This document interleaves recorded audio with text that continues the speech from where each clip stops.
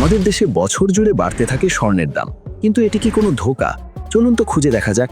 দেশে প্রথম ১,০০০ টাকার নোট ছাপানো হয় ২০০৮ সালে, আর ২০০৮ সালে ২২ ক্যারেট স্বর্ণের দাম ছিল প্রায় ২৬,০০০ টাকা ভরি।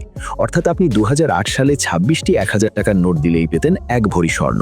এখন ২২ ক্যারেটের ১ ভরি স্বর্ণের দাম প্রায় ১,৪০,০০০ টাকা। অর্থাৎ এখন আপনাকে ১ ভরি স্বর্ণ কিনতে খরচ করতে হবে ১৪০টি হাজার টাকার নোট। আসুন এবার দেখি এই ১,০০০ টাকার এখন প্রকৃত মূল্য কত। ২০০৮ সালের ২৬,০০০ টাকা ভরি স্বর্ণ কিনতে দিতে হতো ২৬টি ১,০০০ টাকার নোট, আর এখন সেই ২৬,০০০ টাকা ভরি স্বর্ণ কিনতে দিতে হচ্ছে ১৪০টি হাজার টাকার নোট। অর্থাৎ আপনার ২০০৮ সালের ১,০০০ টাকার নোটের এখন প্রকৃত মূল্য ১৮৫ টাকা। মানে আগের তুলনায় এখন টাকার ক্রয় ক্ষমতা কমেছে। এখানে চালাকি করে বলা হয় স্বর্ণের দাম বেড়েছে।